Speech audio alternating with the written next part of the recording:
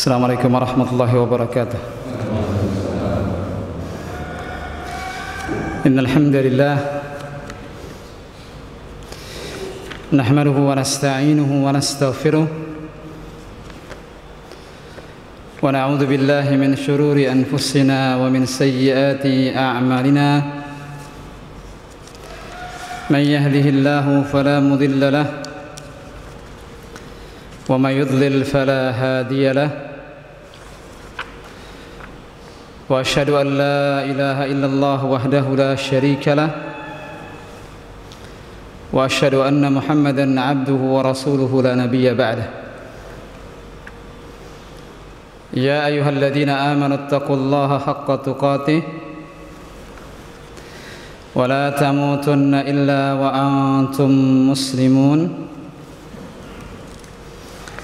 يا أيها الناس اتقوا ربكم الذي خلقكم من نفس واحدة وخلق منها زوجها وبث منهما رجالا كثيرا ونساء واتقوا الله الذي تساءلون به والأرحام إن الله كان عليكم رقيبا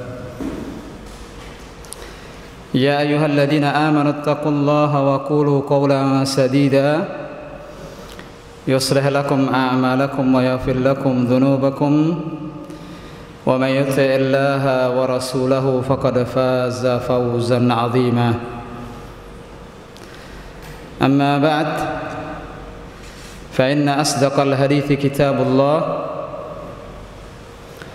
وخير الهدي هدي محمد صلى الله عليه وسلم وشر الأمور محدثاتها وكل محدثة بدعة وكل بدعة ضلالة وكل ضلالة في النار.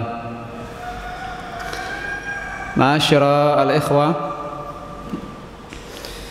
jamaah salat subuh yang insyaallah dimuliakan oleh Allah Subhanahu wa taala,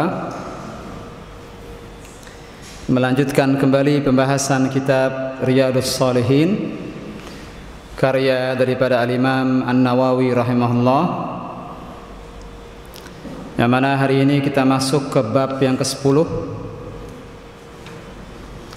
bab yang berjudul Al-Mubadarah ilal Khairat, bersegera untuk melaksanakan kebaikan-kebaikan, wa hathu man tawajjaha li khairin al-iqbal alaihi bil jiddi min ghairi taraddud, dan anjuran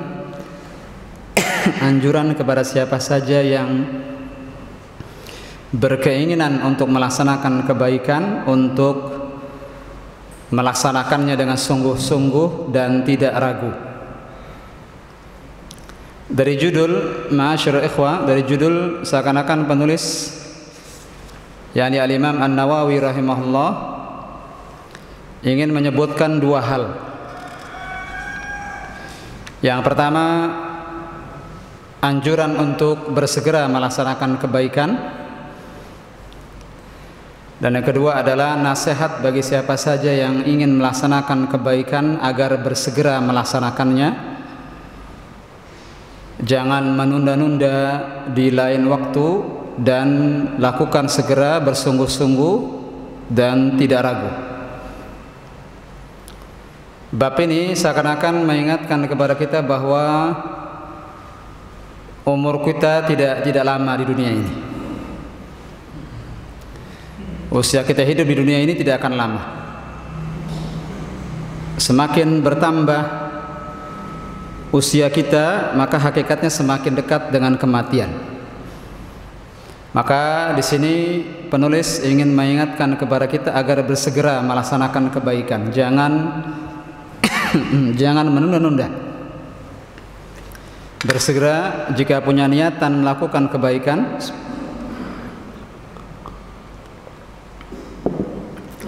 untuk bersegera melaksanakan kebaikan tersebut, jangan ragu dan jangan ditunda-tunda jika memang kita telah siap melaksanakannya.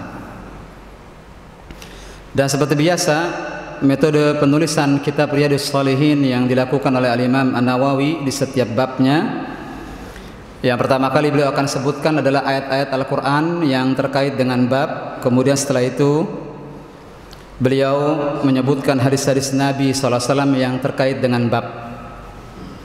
Adapun ayat Al-Quran yang beliau sebutkan di sini, dua ayat. Yang pertama yang Allah sebutkan dalam surat Al-Baqarah 148, fastabiqul khairat. Ayat potongan ayat yang sama-sama kita hafal insyaallah, fastabiqul khairat, maka bersegeralah kalian untuk melaksanakan kebaikan. Dalam ayat ini Allah Subhanahu wa taala memerintahkan kita untuk bersegera. Bahkan di sini ada isyarat untuk berlomba-lomba. Ini masing-masing kita bersegera melaksanakan kebaikan dan berlomba-lomba dengan saudaranya dalam kebaikan. Tentu berlomba-lomba dalam kebaikan.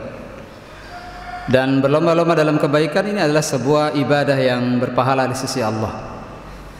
Karena dengan melakukan kebaikan dan berlomba-lomba melakukan kebaikan ini mudah-mudahan menjadi contoh bagi orang lain. Nah, bersegera untuk melaksanakan kebaikan, kemudian berlomba-lomba dengan saudara kita melaksanakan kebaikan, ini mendorong orang lain untuk mengikuti. Misalnya bersegera untuk bersedekah, kemudian dilihat oleh saudaranya, maka saling berlomba-lomba untuk bersedekah, maka akhirnya membuat orang lain juga ikut terdorong untuk bersedekah. Maka sedekahnya berpahala, kemudian yang kedua dia berlomba-lomba dengan saudara-saudaranya juga berpahala, dan juga dia dapat pahala yang ketiga dari penyebab orang lain ikut bersedekah. Setelah itu penulis menyebutkan ayat yang kedua, surat Al-Imran ayat 133. Firman Allah Subhanahu wa taala, wasari'u ila maghfiratin min rabbikum wa jannatin 'arduha as-samawati wal ardu uiddat lil muttaqin. Wasari'u, dan bersegeralah, ila maghfiratin min rabbikum, untuk mendapatkan ampunan dari Rabb kalian, untuk mendapatkan ampunan dari Allah Subhanahu wa taala. Wa jannatin 'arduha as-samawati wal ard, dan bersegeralah mendapatkan surga, berlomba-lombalah untuk mendapatkan surga yang 'arduha as-samawati wal ard, yang mana surga itu untuk satu orangnya seluas langit dan bumi. Ini satu orang daripada penghuni surga mendapatkan surga seluas langit dan bumi yang kita hidup ini. Seakan-akan di sini ma'asyiral rahimani wa rahimakumullah, kebaikan yang pantas kita berlomba-lomba untuk mendapatkannya dua hal ini. Sesuatu yang pantas kita kejar, sesuatu yang pantas kita jadikan sebagai ajang perlombaan, dua hal. Ampunan dari Allah, ini kita berlomba-lomba untuk mendapatkannya, dari termasuk daripada kebaikan yang kita bersegera untuk mendapatkannya. Dan yang kedua, cita-cita seluruh manusia, cita-cita seluruh muslim, dia ingin bahagia di dunia dan bahagia di akhirat dengan mendapatkan surga. Dan Allah Subhanahu wa taala sebutkan dalam ayat ini surga dengan luas, satu surga bagi satu orang seluas langit dan bumi. Ini sebagai sebuah pendorong, sebuah motivasi bagi kita. Disebutkannya sifat surga, yang mana surga itu seluas langit dan bumi bagi satu orang, ini motivasi bagi kita semua.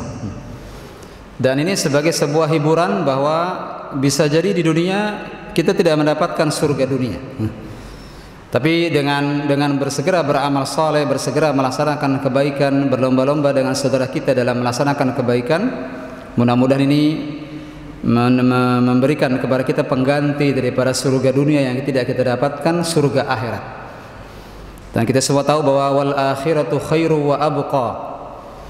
Kita semua tahu bahwa hari akhirat itu khairu wa abqa. Apa yang Allah siapkan di akhirat kelak, khair, lebih baik, wa abqa, dan lebih kekal. Ya, kalau kita bandingkan hidup di dunia, ma'asyiral ikhwah rahimani wa rahimakumullah, kita bandingkan kehidupan dunia dan kehidupan akhirat, maka dari segi kuantitas dan kualitas tentu jauh berbeda, bagaikan langit dan bumi. Dunia taruhlah 40, 50, 60 tahun, taruhlah 100 tahun kita bisa hidup 100 tahun. Di akhirat berapa lama Pak? 120 200, 300 selama-lamanya.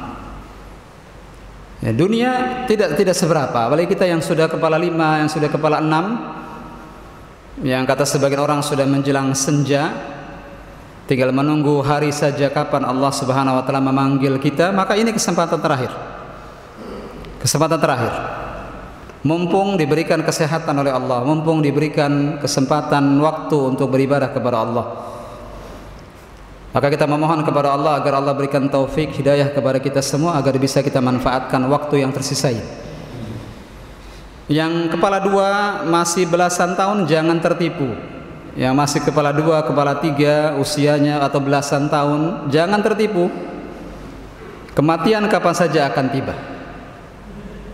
Kita tidak tahu kapan Allah Subhanahu wa taala akan mencabut nyawa kita. Kita tidak tahu kapan nanti dimasukkan dalam kuburan kita yang sempit. Maka bersegeralah, bersiap-siaplah. Fastabiqul khairat, berlomba-lombalah dalam kebaikan. Dikatakan di sini ada sebuah pertanyaan yang menggelitik. Disebutkan dalam Bahjatun Nadhirin Syarah Riyadhus Shalihin. Ada pertanyaan yang menggelitik tentang surga. Fa in qila idza kanatil jannatu arduha ka ardis samawati wal ard fa ayna an-nar? Fal jawab warada 'anis salaf annahum qalu jawaban 'ala dhalika idza jaa al-lail fa ayna an-nahar. Qala Ibnu Katsir rahimahullah wa hadha yahtamilu ma'nayain. Ada pertanyaan di sini, kalau seandainya surga seluas langit dan bumi, yakni seakan-akan kalimat surga seluas langit dan bumi seakan-akan berarti sudah penuh sudah akhirat dengan surga. Maka ada yang bertanya, kalau gitu di mana neraka? Kalau surga sudah seluas langit dan bumi, satu orang mendapatkan seluas langit dan bumi, berarti di mana tempat neraka? Berarti tidak cukup untuk neraka. Maka disebutkan ada sebagian para ulama salaf yang menjawab pertanyaan ini dengan mengatakan, idza ja'al lail fa aina an-nahar? Kalau datang malam, maka kapan siang? Kalau datang malam kapan siang? Paham Pak? Yani orang tadi mengatakan surga seluas langit dan bumi. Kita terima itu. Surga seluas langit dan bumi. Kalau seandainya sudah seluas langit dan bumi berarti tidak ada tempat lagi bagi neraka. Kan begitu seakan-akan logika sebagian orang. Kalau gitu di mana tempat neraka? Kan sudah penuh dengan surga. Maka dikatakan jawaban buat mereka, idza ja'al lail, kalau datang malam maka kapan siang? Ya, malam meliputi alam semesta. Nah, tapi bukan berarti lantas tidak ada siang. Nanti malam akan hilang, muncullah siang. Kata Al-Hafidz Ibnu Katsir rahimahullah ketika menjelaskan ayat ini, wa hadza yahtamilu ma'nayain. Ayat ini mengandung dua makna. Ayat ini kata Al-Hafidz Ibnu Katsir mengandung dua makna. Ahaduhuma an yakuna al-ma'na fi dhalika annahu la yalzam min adami musyahadatina al-lail idza ja'a an-nahar alla yakuna fi makanin wa in kunna la na'lamuh wa kadzalika an-nar takunu haitsu syaa Allahu azza wa jalla wa hadza adhhar. Jawaban sebagian para ulama salaf ketika ditanya apakah kalau seandainya surga sudah seluas langit dan bumi, mana neraka kalau begitu? Jawaban sebagian para ulama salaf tadi, jika telah datang malam maka kapan siang? Kata Al-Hafidz Ibnu Katsir di sini ada dua makna yang terkandung dalam jawaban ini. Makna yang pertama, yakni annahu la yalzam min adami musyahadatina al-lail idza jaa an-nahar alla yakuna fi makanin. Ini tidak lazim kalau siang datang bukan berarti malam tidak ada. Kita tahu bahwa jika datang siang itu bukan berarti malam tidak ada. Malam ada dan tetap akan datang. Setelah selesainya siang maka malam akan datang. Ini makna yang pertama. Makna yang kedua, an yakuna al-ma'na anna an-nahar idza taghsha wajha al-'alam min hadzal janib fa innal lail yakunu fil janibil akhar. Makna yang kedua, bukankah alam semesta ini Pak, dunia ini kalau sebagiannya malam, bukankah sebagian lainnya siang? Jadi adanya malam di suatu daerah bukan berarti tidak ada siang. Siang tetap ada, malam sebagaimana malam tetap ada, siang juga tetap ada. Sebagaimana surga ada, neraka juga ada. Tidak perlu kita ingkari, tidak perlu kita bertanya-tanya di mana neraka. Nah, sebagaimana malam di sini subuh, di tempat lain sudah jam 10 pagi misalnya. Di sini subuh, di tempat lain masih jam 1 malam. Bukankah itu memungkinkan, Pak?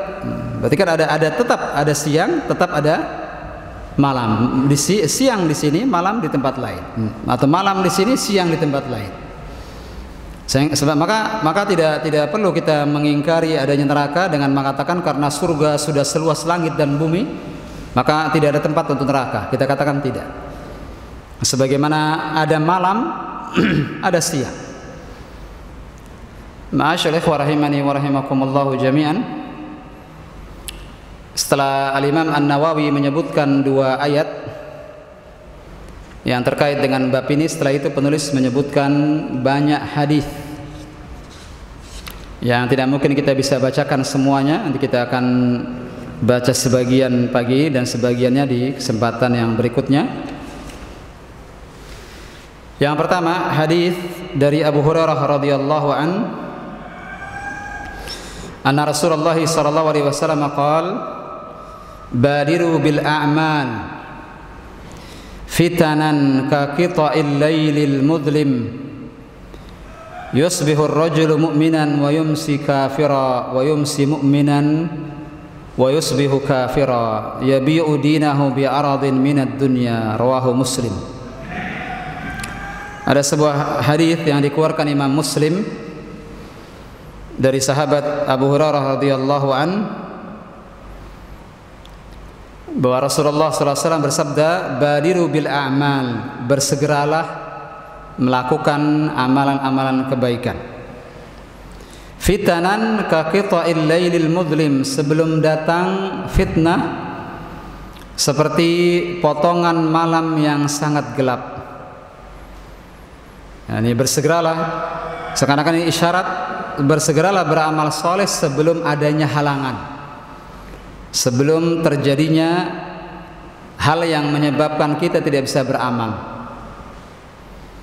Digambarkan di sini fitanan ka qita'il lailil mudlim, sebelum datang fitnah.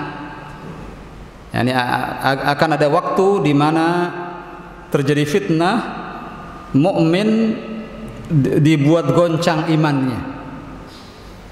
Nah, sebelum nanti datang sesuatu yang menyebabkan kita tidak jadi beramal, yakni sebuah fitnah, kondisi di mana begitu gelapnya kondisi itu digambarkan oleh Nabi SAW dalam hadis ini seperti potongan malam yang gelap, kaqita'il lailil mudlim, seperti fitnah yang besar ini, fitnah yang kuat ini seakan-akan membuat perkara tidak jelas. Yani akan ada waktu di mana nanti muslim dibuat bingung, perkara-perkara yang terkait dengan yang tadinya kita yakini sebagai amalan soleh, tiba-tiba ada orang menggoncangkan iman kita sehingga tidak jadi beramal soleh. Dan kalau kita lihat di zaman kita terjadi pada zaman kita adanya orang-orang yang mencoba mengguncang iman kita. Yang tadinya kita tahu bahwa ini kewajiban sebagai seorang muslim, tiba-tiba ada orang datang membawa sebuah wacana bahwa ini tidaklah wajib. Seperti menutup aurat misalnya. Menutup aurat yang setiap orang pasti secara fitrah akan mengatakan iya, kita wajib menutup aurat. Wajib bagi perempuan, wajib menutup kepalanya, menutup dadanya. Tapi Bapak lihat ada orang membuat artikel, makalah-makalah, depannya profesor, doktor, fulan, membuat guncang. Orang dia sodorkan semua bentuk syubhat-syubhat, akhirnya membuat orang guncang. Sehingga berpikir, jilbab wajib tidak ya? Bukankah terjadi pada zaman kita, Pak? Yang tadinya kita yakini sebagai sebuah aksioma dalam agama yang tidak bisa ditawar-menawar, tiba-tiba ada orang berhasil mengguncang iman kita. Kita hidup pada zaman di mana media sosial begitu berpengaruh sangat kuat. Yang hak bisa diputar balikan jadi batil, yang batil jadi hak. Kepala jadi kaki, kaki jadi kepala. Dan ini luar biasa fitnah pada zaman kita, Pak. Nah, kalau bapak-bapak paham apa yang ditonton anak-anak kita melalui YouTube, kita akan gemetar melihatnya. Hal-hal yang tidak kita sangka ada di media sosial, yang membuat anak-anak kita goncang imannya, goncang keyakinannya. Awal-awal mungkin ini sebuah wacana saja yang jadi perbendaraan wawasan kita. Lama-kelamaan setan berhasil bermain di hati kita, akhirnya membuat kita ragu tentang hal-hal yang tadinya kita yakini begini seharusnya, tiba-tiba kita berubah 100%. Ini fitnah yang Nabi katakan di sini. Begitu tidak jelasnya permasalahan, orang yang satu bilang sunnah, yang satu bilang bid'ah, yang satu bilang halal, yang satu bilang haram. Di awal-awal dia bilang haram, tiba-tiba jadi halal setelah beberapa tahun kemudian. Yang satu bilang makruh, yang satu bilang tidak makruh. Bukankah kita dibuat bingung, Pak, pada zaman kita? Gelap, begitu gelap. Yang bisa bertahan adalah orang yang berilmu. Maka adanya majelis ilmu ini dalam rangka agar kita punya pegangan ketika menghadapi masa-masa gelap, masa-masa ketidakjelasan. Khususnya buat anak-anak kita nanti di masa akan datang yang bisa jadi tantangan akan lebih besar. Adanya orang-orang yang menyebarkan keburukan-keburukan sehingga menggoncang akidah, menggoncang akhlak, menggoncang moral. Apalagi zaman sekarang ada orang berani agar viral jual moral. Bukan begitu terjadi pada zaman kita, Pak. Ini fitnah. Yang tadinya kita anggap sebagai sebuah hal yang tabu, tiba-tiba dipraktekkan orang, ditontonkan di media sosial. Jadi mengguncang iman, mengguncang, sehingga bergeserlah sedikit demi sedikit apa yang kita yakini dahulu sebagai sebuah hal yang halal atau haram, tiba-tiba bergeser sedikit demi sedikit tanpa kita sadar. Akhirnya yang tadinya mau beramal tidak jadi.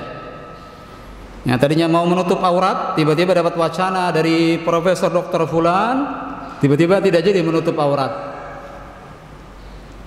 Yang tadinya mau melakukan sebuah kebaikan yang dia ketahui dalilnya bahwa ini kebaikan, tiba-tiba berhasil digeser dengan wacana-wacana, dengan retorika yang begitu memukau, dengan gaya bahasa yang begitu seakan-akan sebagai sebuah cara untuk menghipnotis kaum muslimin. Saya tidak menggambarkan ini berlebihan, ini terjadi pada zaman kita. Maka Nabi SAW sejak 15 abad yang lalu mengingatkan, badiru bil a'mal, bersegeralah beramal, fitanan ka qita'il lailil mudlim, sebelum datang masa gelap seperti gelapnya malam, potongan malam yang gelap. Lebih lanjut Nabi SAW menjelaskan fitnah ini. Lihat, Pak, bagaimana fitnah ini merubah orang. Yusbihur rajulu mu'minan wa yumsi kafira. Fitnah ini sampai-sampai, dengarkan bagaimana Nabi SAW menggambarkan fitnah yang begitu besar ini. Paginya dia mukmin, sorenya dia kafir. Terguncang imannya, paginya dia masih seorang mukmin, sorenya dia, setelah itu dia baca medsos, dia baca berbagai macam dalil-dalil dari pihak yang lainnya, yang awalnya mukmin, sorenya berubah menjadi kafir. Wa yumsi mu'minan wa yusbihu kafira. Malamnya dia mukmin, besok paginya dia sudah kafir. Yabi'u dinahu bi'aradin minad dunya. Dia jual agamanya, gambaran yang sangat tepat. Nabi SAW 15 abad yang lalu, ada orang menjual agamanya demi sedikit daripada kesenangan dunia. Bapak, kalau ditempatkan di sebuah tawaran, kalau ada orang datang, Pak, misalnya ke rumah Bapak bawa mobil mewah, di dalamnya, di belakang, di bagasinya ada uang 200 miliar. Lalu dia bilang, Pak, tinggalkan agama Bapak, saya kasih mobil sama uang ini. Bagaimana kira-kira, Pak? Gemetar tidak, Pak, megang koper 200 miliar, Pak? Nah, yang kita nggak tahu bagaimana cara ngitungnya itu. Saya tinggalkan semua ini Bapak, tapi Bapak begini. Dia kasih syarat. Di antaranya harus menjual agama, merubah keyakinan, merubah fatwa, bisa jadi merubah fatwa. Bapak dulu bilang haram, saya sekarang kasih jabatan, saya kasih kursi yang empuk, saya kasih harta, saya kasih wanita, saya kasih kendaraan mewah. Bagaimana iman kita Pak? Goncang tidak Pak? Siapa saja akan goncang, siapa saja. Sekarang mungkin tidak terbayang karena tidak ada barangnya di depan. Tapi kalau barangnya di depan kita sekarang,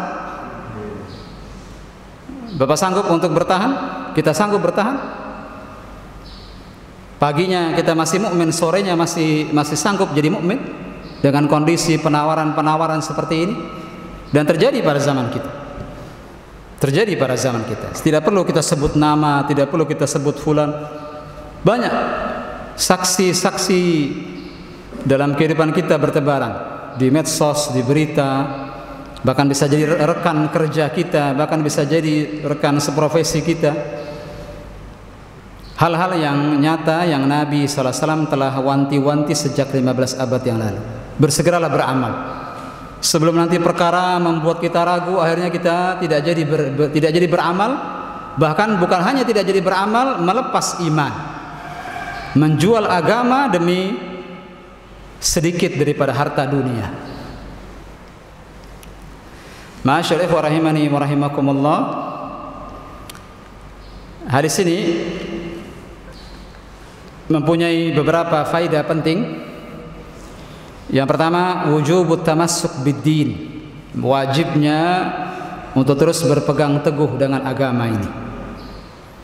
Wal mubadaratu ila al-amalis salih qabla an tahula al-mawani' wal awaiq dunah, dan bersegera kita beramal saleh sebelum adanya penghalang-penghalang yang nanti akan menyebabkan kita tidak mau beramal. Yang kedua, al-fitan al-mudillah sayatataba akhiruz zaman. Di akhir zaman nanti fitnah akan terjadi bertubi-tubi. Kata Nabi SAW dalam hadis ini, seakan-akan sebuah perkara-perkara gaib yang Nabi SAW sudah kabarkan sejak 15 abad yang lalu. Tentu ini wahyu dari Allah. Nabi SAW kita yakini tidaklah berkata dari hawa nafsunya. Wa ma yantiqu 'anil hawa in huwa illa wahyu yuha. Nabi SAW tidaklah berucap dari hawa nafsunya. Yang dia ucapkan adalah wahyu, semata-mata wahyu dari Allah. Ini Nabi SAW menjelaskan perkara yang nanti akan terjadi pada akhir zaman, dan bisa jadi telah datang masanya pada zaman kita, fitnah yang bertubi-tubi. Dan bagaimana orang-orang kafir berupaya dengan keras, dengan medsos, dengan tontonan, dengan tulisan, dia menyebar informasi dengan berbagai macam kekuatan yang mereka miliki dari teknologi ini agar mengguncang iman seorang mukmin, membuat bergeser. Sebagai contoh, rasa malu yang seharusnya dimiliki wanita muslimah bergeser sedikit demi sedikit. Rasa malu ini semakin hilang, lama-lama kelamaan malu menjadi sebuah hal yang tabu. Malu menjadi hal yang tabu. Maka banyak orang mengatakan jangan malu, jangan malu. Kalau jangan malu di sini maksudnya jangan malu berbuat kebaikan. Nah, ini positif. Tapi kalau malu dalam arti jangan malu untuk melakukan keburukan, tidak benar. Dan terjadi pada zaman kita kalimat ini menjadi kalimat yang bermaksud untuk menghilangkan rasa malu di hati-hati kaum muslimah. Nah, kalau rusak sudah kaum muslimah, wanita-wanita yang sudah rusak, maka rusaklah laki-laki. Dan karena fitnah yang paling besar yang Nabi SAW telah kabarkan 15 abad yang lalu, fitnah besar yang paling besar yang dihadapi seorang laki-laki adalah dari perempuan. Kata Nabi SAW, ma taraktu ba'di fitnatan adarru ala rijali minan nisa. Nanti akan kita baca hadisnya. Tidaklah aku tinggalkan umatku, tidak ada fitnah yang lebih besar, yang lebih mudarat kepada laki-laki kecuali perempuan. Ya, dan terjadi pada zaman kita mulai bergesernya sedikit demi sedikit rasa malu ini lama-kelamaan menjadi hal yang sulit kita temukan. Nabi SAW mengatakan bertubi-tubi fitnah akan datang pada akhir zaman. Wa kullaman qaddat fitnah aqabatha fitnah ukhra. Wa qala Allah Ta'ala min syururiha. Setiap fitnah selesai muncul fitnah lain. Bertubi-tubi. Selesai masalah ini ramai dibicarakan, setelah itu menguap, muncul lagi fitnah lain.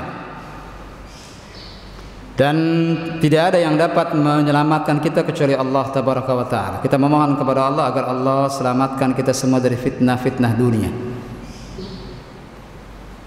Yang ketiga, faedah ketiga dari hadis ini, idza lahat lil abdi fursah khair fal hazmu kullal hazm an yabtadiraha lianna afatal hazmi at-taswif alladhi yuthmirul faut. Kata Syekh Salim bin Aid Al-Hilali di sini ketika menyebutkan faedah-faedah hadis ini, yang ketiga, jika terbuka kesempatan bagi seorang hamba untuk beramal soleh, maka bersegeralah. Fal hazmu kullal hazm, maka segeralah. Bersegera untuk melaksanakan kebaikan jika kesempatan itu tiba. Li'anna afatal hazm at-taswif. Karena yang membuat amalan itu tidak jadi kita laksanakan berawal dari nanti. At-taswif yakni kalimat saufa, nanti besok. Oh, hari ini tidak tepat, mungkin besok. Oh, pagi ini saya rasa kurang tepat, mungkin siang nanti. Siang datang, oh nanti sore saja. Sore datang, oh tanggung, nanti malam saja. Lama kelamaan akhirnya terus. Nah, diundur, akhirnya tidak jadi. Seperti misalnya taubatun nasuh yang Allah Subhanahu wa taala perintahkan kepada kita. Orang mukmin diperintahkan bertaubat, orang mukmin. Ya ayyuhalladzina amanu tubu ilallah. Perintah ini bukan untuk orang kafir, tapi yang pertama kali diperintahkan untuk bertaubat orang mukmin. Ini menunjukkan bahwa orang mukmin bisa melakukan kesalahan. Ya ayyuhalladzina amanu tubu ilallahi taubatan nasuha. Wahai orang-orang beriman, bertaubatlah kalian dengan sebenar-benarnya taubat. Diundur. Malamnya melakukan dosa dan maksiat, lalu diundur, nanti besok pagi saja saya akan bertaubat. Apakah Anda jamin besok Anda akan membuka mata Anda besok pagi? Apakah kita jamin besok kita mempunyai kesempatan untuk bertaubat kepada Allah? Maka bertobatlah kepada Allah dan lakukan kebaikan ketika kesempatan itu tiba. Kemudian yang keempat, idza ibtaghala abdu bi ayatillahi thamanan qalila raqqa dinuhu wa dha'afa yaqinuhu fa aktsaru tanaqqul wa taqallub na'udzu billahi min khatimatis su. Jika seseorang sudah mengharap dari ayat-ayat Allah, dia mengharap ayat-ayat Allah yang dia sebutkan, dia berharap adanya dunia yang sedikit ini, maka lama-kelamaan agamanya berkurang, imannya semakin melemah, dan akhirnya berubah-ubah. Besok hari ini dia bikin ayat ini untuk perkara ini, besok dia bilang oh salah, ini saya anulir. Tiba-tiba ada tanpa sebab dia bilang dia anulir, maknanya begini. Dan kebetulan orang ini didengar banyak orang. Nah, ini berbahaya. Ada lama-kelamaan dia berpindah-pindah dari satu pendapat ke pendapat yang lainnya demi kepentingan dunia, demi sebagian kecil daripada ratusan miliar, ratusan triliun itu kecil, Pak, masih terhitung kecil. Apa yang di sisi Allah Tabaraka wa Ta'ala lebih banyak lagi.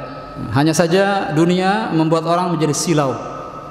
Sedikit daripada kehidupan dunia membuat orang silau, sehingga orang bisa berubah-ubah. Akhirnya lama-kelamaan dia mati dalam kondisi su'ul khatimah, wa iyadzubillah. Dan ini yang tidak kita inginkan. Berpegang teguh dengan agama ini sampai maut menjemput. Teruslah tegak di atas ilmu ini. Teruslah kita belajar menuntut ilmu syar'i agar kita kapanpun fitnah itu datang, kita tahu di mana posisi yang tepat berdasarkan qala Allah wa qala Rasul. Firman Allah dan sabda Nabi SAW jadi bimbingan kita, jadi pegangan kita. Apapun di luar sana yang mengatakan A, B, C, D, E, F, G, H, I, J tidak akan membuat kita bergeming dari apa yang kita ketahui sebagai sebuah aksioma agama. Maka berpegang teguhlah dengan akidah yang benar, berpegang teguhlah dengan ibadah yang benar, berpegang teguhlah dengan wasilah ilmu syar'i, maka kita akan selamat dari fitnah-fitnah, dan mudah-mudahan harapannya kita diberikan anugerah husnul khatimah. Ma'asyiral ikhwah rahimani wa rahimakumullah, izinkan saya menutup pembahasan dengan menyebutkan hadis yang kedua di bab ini dari Abu Sar'awah bekasr sin wa fathhiha, jadi bisa Abi Sarwa atau Abi Sirwa. Uqbah ibn Harith radhiyallahu anhu qala sallaitu wara'an nabi sallallahu alaihi wasallam bil madinatil asra fasallama thumma qama musri'an fatakhatta riqaban nas ila ba'di hujari nisa'ih fafazi'a an-nasu min sur'atih fakharaja alaihim fara'a annahum qad ajibu min sur'ati qala dzakartu syai'an min tibrin indana fakarihtu an yahbisani fa amartu bi qismatihi, rawahul Bukhari. Wa fi riwayatin lahu kuntu khalaftu fil bait tibran min as-sadaqah wa karihtu an abitahu. At-tibr qit'ah dhahab aw fiddah. Hadis ini dikeluarkan Imam Bukhari dari Uqbah ibn Harith, nama kunyahnya Abu Sirwa'ah atau Abu Sarwa'ah radhiyallahu an. Beliau berkata, saya pernah salat di belakang Nabi SAW di Madinah, salat asar. Fasallama, setelah beliau salam, assalamualaikum warahmatullahi, assalamualaikum warahmatullahi, beliau setelah itu tidak seperti biasanya berzikir, tidak. Beliau bangkit bersegera keluar dari masjid. Tiba-tiba beliau SAW tidak seperti biasanya, tidak berzikir setelah salat. Beliau bangkit lalu keluar dari masjid bersegera. Orang-orang melihat beliau SAW tergesa-gesa.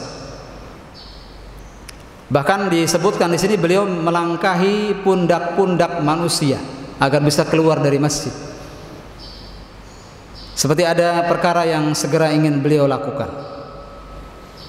Sampai di rumahnya, fafazi an-nas min surati. Orang-orang bingung dan terheran-heran dengan tergesa-gesanya Nabi SAW. Kenapa beliau keluar tiba-tiba dari masjid salat asar? Tidak biasanya. Beliau biasa duduk untuk berzikir sampai menjelang maghrib, membaca zikir pagi, zikir petang setiap harinya. Fakharaja alaihim, setelah selesai Nabi SAW keluar lagi menemui orang-orang di masjid. Nabi SAW mengetahui terheran-herannya jamaah masjid dengan apa yang Nabi lakukan barusan. Maka Nabi SAW akhirnya memberikan tabayyun, memberikan penjelasan apa yang terjadi. Kata Nabi SAW, dzakartu syai'an min tibrin indana. Saya mengingat ketika salat ada potongan emas di rumah saya, ya, titipan dari seseorang. Fakarihtu an yahbisan. Saya tidak mau potongan emas itu berlama-lama di rumah saya. Ya, saya tidak mau bermalam dengan emas tadi. Nabi SAW tidak mau bermalam dalam kondisi emas masih di rumah beliau, potongan emas. Maka Nabi SAW memerintahkan untuk dibagi-bagi potongan emas ini kepada fuqara wal masakin. Hadis ini dikeluarkan Imam Bukhari. Hadis ini, ma'asyiral ikhwah rahimani wa rahimakumullah, banyak faedah-faedah yang bisa kita ambil. Yang pertama, jawaz qiyamul imam ba'dal faragh minas shalah duna an yusabbih idza atahu ma yushghiluh. Bismillah. Bolehnya imam bersegera keluar dari masjid setelah salam, persis setelah salam, assalamualaikum warahmatullahi wabarakatuh, dia keluar. Ini boleh, dengan tanpa bertasbih, tidak mengucapkan, tidak membaca zikir setelah sholat, langsung dia keluar jika memang ada perkara yang menyibukkannya. Maka berhusnuzonlah Bapak sekalian ketika melihat ada jamaah keluar bersegera, misalnya tidak ikut pengajian pagi ini, misalnya berhusnuzonlah, dia ada perkara yang penting yang tidak bisa ditinggalkan, berhusnuzonlah, sehingga kita jauh dari suudzon kepada kaum muslimin. Husnuzon, ada perkara urusan penting yang membuat dia harus segera pulang setelah sholat subuh. Dan kalaupun itu dilakukan imam, maka juga harus berhusnuzon. Karena setiap orang pasti punya perkara-perkara yang tidak mungkin semua orang tahu ada apa perkara-perkara tersebut. Kemudian yang kedua, insyighalul fikri fis shalah la yubtiluha walakin yakhsha an yadhabal khusyu'. Menyibukkan diri di sholat dengan berpikir hal di luar sholat tidak membatalkan sholat. Seseorang ketika sholat, bukankah terkadang tiba-tiba ada pikiran terlintas, Pak? Nah, kita tidak bisa jamin 5 kali sehari semalam kita khusyuk terus. Tidak ada yang demikian. Tidak ada yang demikian. Ada saja lintasan pikiran tiba-tiba muncul demikian. Tiba-tiba. Nah, selama itu tidak menguasai seluruh sholat, maka sholatnya insya Allah masih berpahala. Selama tidak menguasai seluruh sholat, dan tentu tidak membatalkan sholat. Ini bukan pembatal sholat, bukan pembatal sholat. Dan harapannya sholatnya tetap sah, dan harapannya tetap diberikan pahala oleh Allah Subhanahu Wa Taala. Tapi terkadang terlintas diperbolehkan. Apalagi kalau yang terlintas adalah amalan-amalan soleh. Kalau yang terlintas amalan keburukan, ini bisa jadi lama-kelamaan menghilangkan kekhusyuan. Kita terbawa, akhirnya kita tersadar setelah imam mengucapkan salam, kita baru sadar kita sedang sholat. Jadi ini bisa terjadi. Maka yang pertama kita katakan lintasan pikiran ini tidak membatalkan sholat. Iya, bisa mengurangi kekhusyuan, ya, bisa mengurangi kekhusyuan.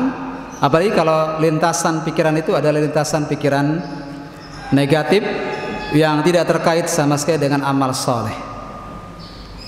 Nah, tapi sekali lagi ini tidak membatalkan sholat. Yang ketiga, sahibul hajah yajuzu lahu takhatti riqaban nas. Orang yang punya urusan penting, boleh dia melangkahi punggung manusia. Jika memang dia punya urusan yang sangat penting yang tidak bisa ditinggal, boleh dia keluar dari masjid, dan terkadang boleh melakukan tindakan-tindakan yang bisa jadi berkurang adabnya. Bukan hal yang adab orang melangkahi punggung orang. Jika memang ada perkara, maka kita berupaya berhusnudzon. Ini lebih menyelamatkan hati kita agar tidak muncul suudzon kepada kaum muslimin. Maka kita husnudzon saja, oh dia ada keperluan, maka terburu-buru dilangkahi punggung-punggung manusia. Boleh, ini diperbolehkan, dan kita berupaya untuk berhusnudzon kepada kaum muslimin. Jawazut ta'ajjub mimman fa'ala fi'lan laisa min 'adati. Bolehnya yang berikutnya, yang keempat, bolehnya kita terheran-heran, boleh kita terheran-heran melihat seseorang melakukan sebuah perbuatan yang tidak biasanya dilakukan. Boleh, dan ini tidak melanggar syar'i, tentu dengan, sekali lagi, dengan husnudzon kepada kaum muslimin. Yang berikutnya, man ra'a nakara fi wujuhi ashabihi yanbaghi alaihi tawdihu dzalika wa daf'i syubuhat. Bismillah. Barang siapa yang melihat kemungkaran, yakni bukan kemungkaran, yakni maksud saya nakro sini, barang siapa melihat wajah orang-orang seakan-akan bertanya-tanya melihat perbuatan kita, kita melakukan sesuatu di luar dari kebiasaan. Misalnya, sebagai contoh nyata, saya pernah lupa dalam sholat.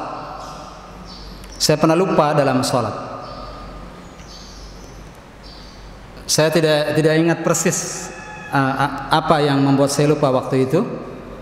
Lalu saya sujud sahwi setelah salam. Saya tanya, Pak, sujud sahwi hal yang biasa tidak kita lakukan di masjid ini? Bapak pernah lihat tidak ada imam salah lalu sujud sahwi? Pernah Bapak lihat? Tidak. Ada sebagian orang muncul pertanyaan, ada apa? Ada apa sujud lagi? Apakah ini cara sholat baru? Apakah Hamzah Abbas membuat cara sholat baru?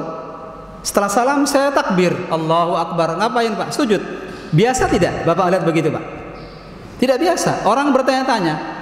Maka saat ini jelaskan setelahnya. Ada apa? Jangan pergi dari masjid meninggalkan jamaah bingung. Ada apa kok sujud lagi?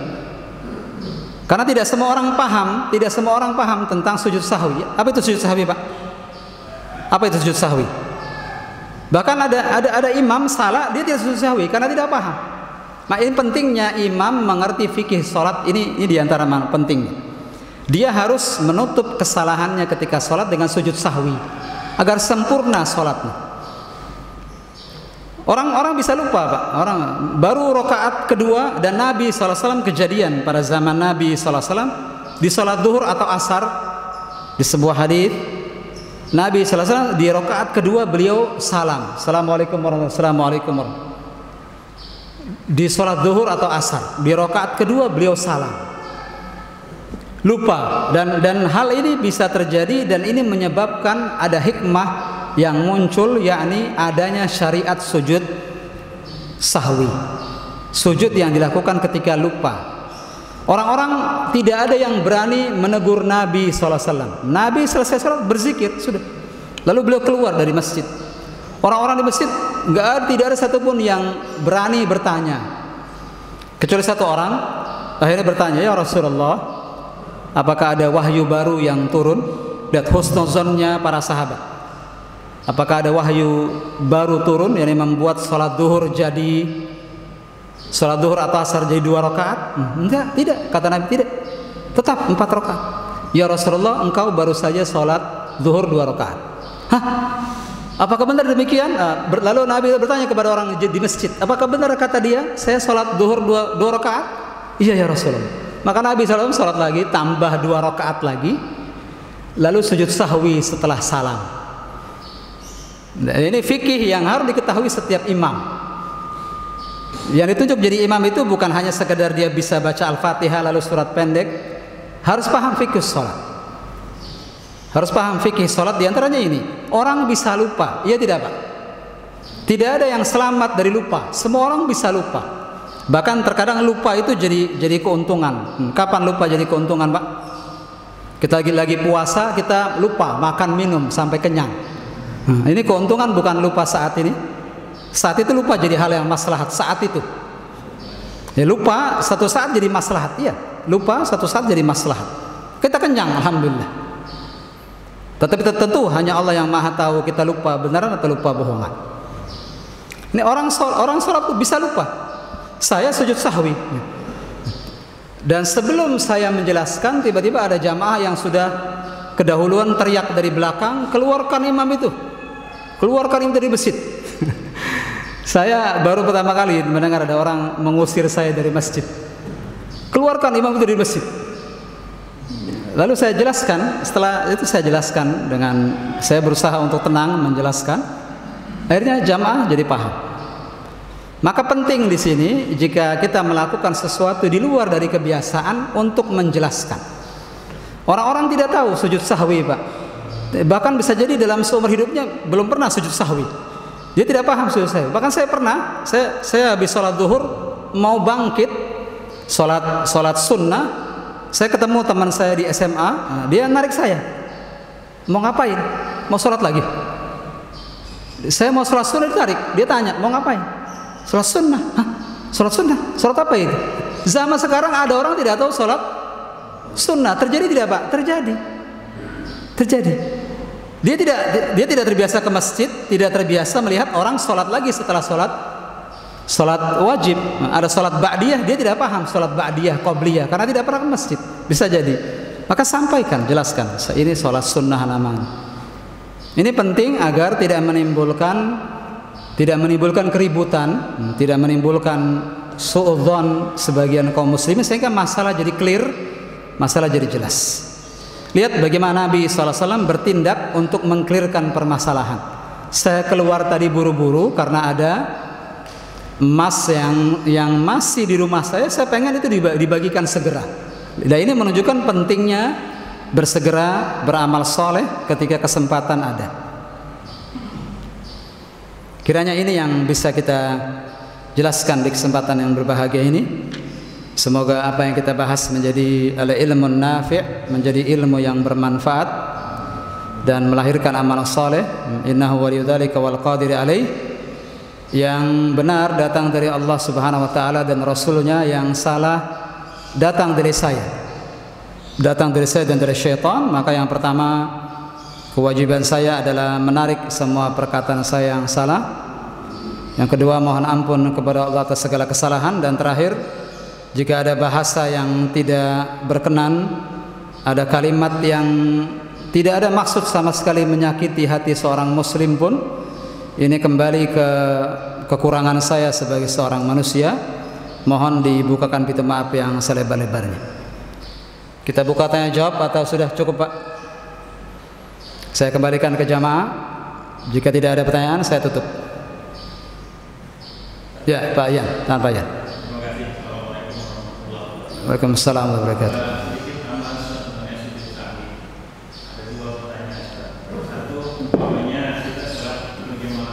Iya. Imamnya sujud sahwi.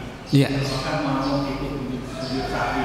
Iya. Kedua, dalam sholat berjamaah, makmum pribadi salah dalam tata cara sholat. Umpamanya waktu dibaca waktu sujud dia salah. Apakah dia sendiri wajib untuk melaksanakan sujud sahwi? Terima kasih, Assalamualaikum. Assalamualaikum. Ya, yang pertama,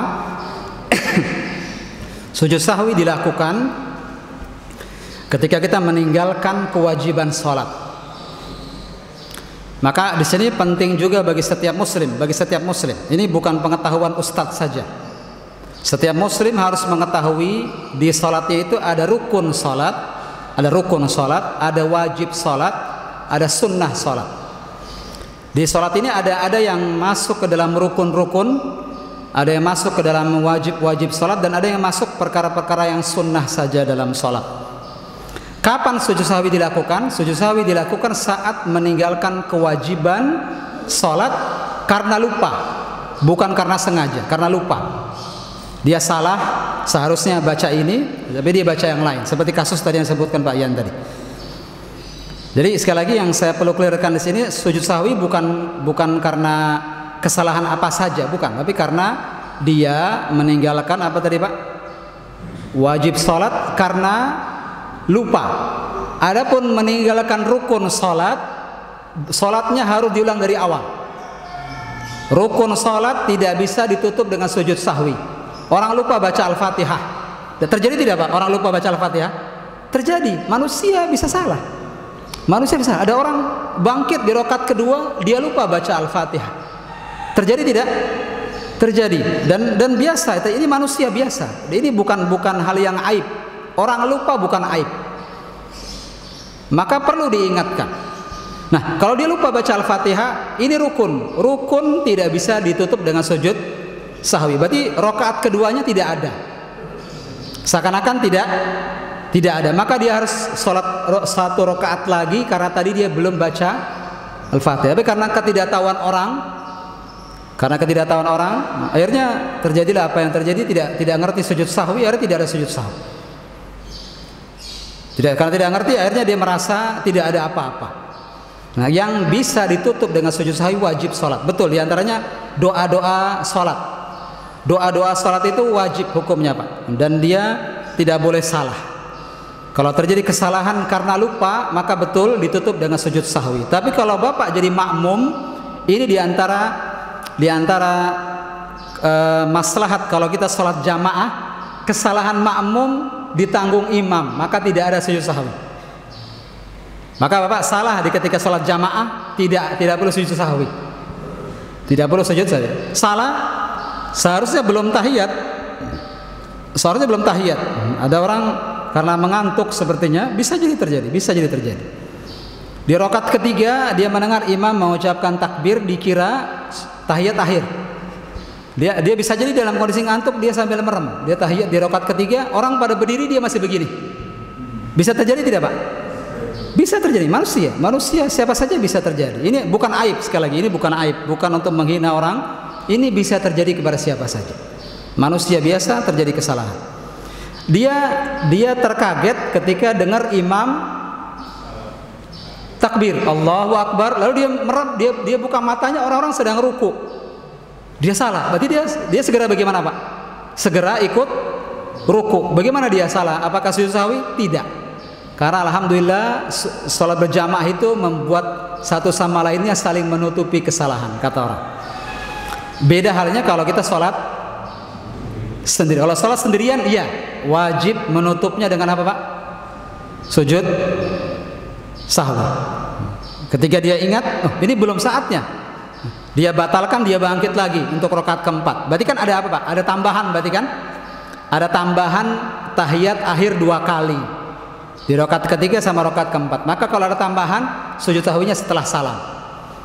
Kalau ada tambahan, sujud sahwinya setelah salam. Assalamualaikum, assalamualaikum. Lalu takbir lagi, Allahu Akbar untuk sujud. Lalu takbir lagi, Allahu Akbar untuk duduk. Lalu takbir lagi, Allahu Akbar untuk sujud lagi. Takbir lagi keempat, Allahu Akbar untuk duduk, baru salam lagi. Assalamualaikum warahmatullahi wabarakatuh. Assalamualaikum warahmatullahi wabarakatuh. Nah, begitu Pak ya. Adapun imam kalau salah dia sujud sahwi, maka makmum wajib sujud sahwi. Karena Nabi SAW bersabda, "Innama ju'ilal imamu liya'tamma bih." Imam dijadikan sebagai imam untuk diikuti. Maka kalau ada kesalahan yang dia lakukan, kemudian dia mau tutupi dengan sujud sahwi, maka kita ikut sujud sahwi. Dan yang kejadiannya begitu Pak. Kejadian saya jadi imam waktu itu, saya sujud. Cuma jamaah karena tidak paham tidak sujud. Akhirnya tadi muncullah suudzon, akhirnya terjadilah apa yang terjadi, yang kemudian alhamdulillah saya bisa memberikan penjelasan tentang sebenarnya apa yang terjadi. Begitu Pak ya, jelas Pak? Nah, wallahu a'lam bishawab. Nah, ada lagi Pak? Ya.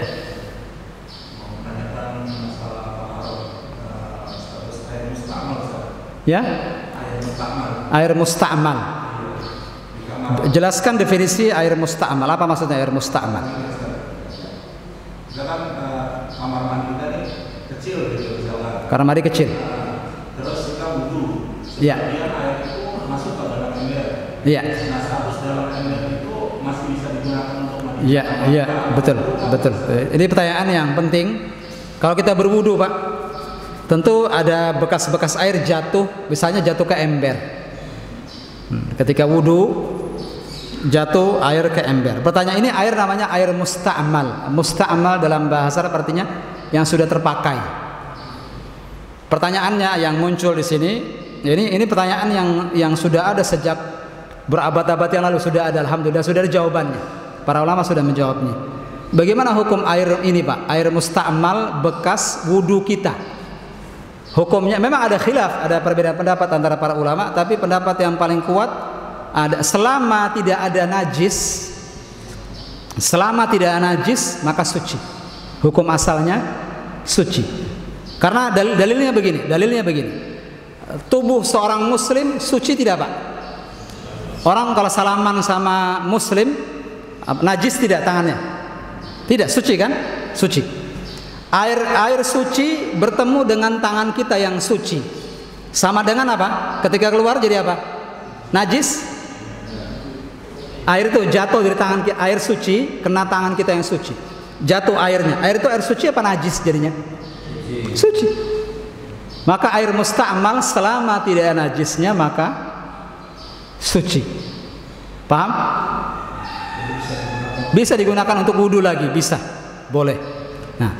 Nah, maka tidak perlu ada orang menggeser embernya ketika wudu. Justru saya lebih suka naruh ember di bawahnya agar nanti air itu bisa dipakai buat nyuci kaki. Karena air itu suci. Air suci ketemu tangan kita yang suci. Jadi apa Pak? Najis? Tidak ada yang mengatakan demikian. Air suci ketemu tangan kita yang suci maka jadi suci. Nah, paham akhir? Maka pendapat yang paling kuat suci insyaallah. Selama tidak ada najis. Lain hal antum cuci kaki barusan kena tai kucing. lain hal. Atau terkena najis di luar, kaki antum ada najisnya, lalu dicuci. Air bekas cucian tadi bagaimana Pak? Najis apa suci? Najis, itu najis kalau itu. Ini kondisi normal, kita bersih begini, kita wudu. Air jatuh ke ember, bagaimana air itu Pak statusnya? Suci insya Allah. Nah ini pendapat yang paling kuat, dengan tentu menghormati pendapat para ulama yang lain.